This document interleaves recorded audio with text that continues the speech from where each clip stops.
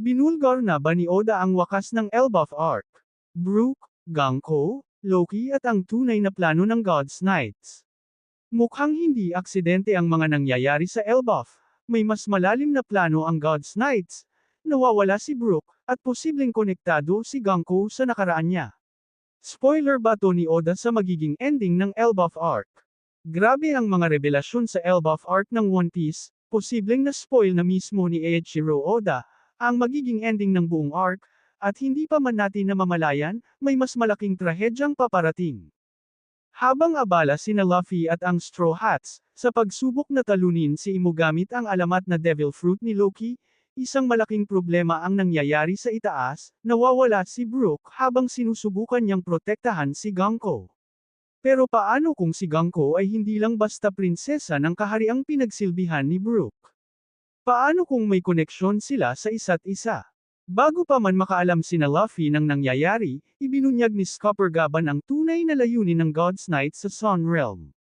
Tatlong kalaban ang kasalukuyang kumikilos at balak nilang dukutin ang 10 batang higanti mula Elbaf at dalhin sa Merijoyce. Hindi ito basta kidnapang, gagamitin ng mga bata bilang hostage upang pilitin ang mga mandirigma ng Elbaf na maging sundalo ng world government. Makikita kung gaano kahalaga ang mga bata sa mga higanti, handa nilang sunugin ang Owl Library, simbolo ng kanilang nakaraan, para lamang maprotektahan ang kinabukasan.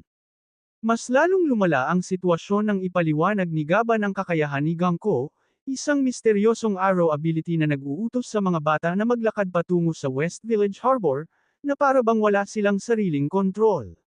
Kapag nakasakay sila sa barko, tapos na ang laban.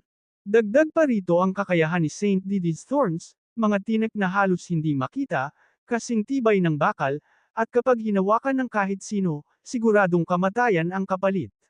At higit sa lahat, ang tatlong God's Knights ay pinagpala ng Deep Sea Mark ni Imo, dahilan para halos maging immortal sila. Si Ganko pa raw ay may mas mataas na antas nito.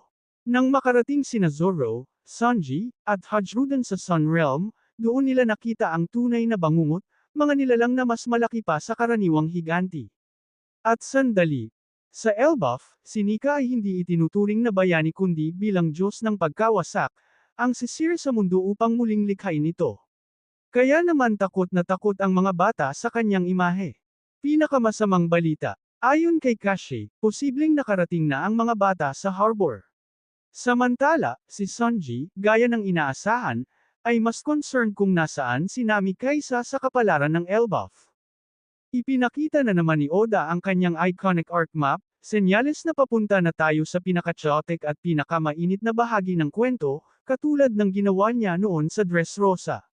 Habang tahimik na sumusunod ang mga bata sa Branch 8, paparating naman ang rescue team na pinamumunuan ni Ripley, kasama sina Dory at Brogy.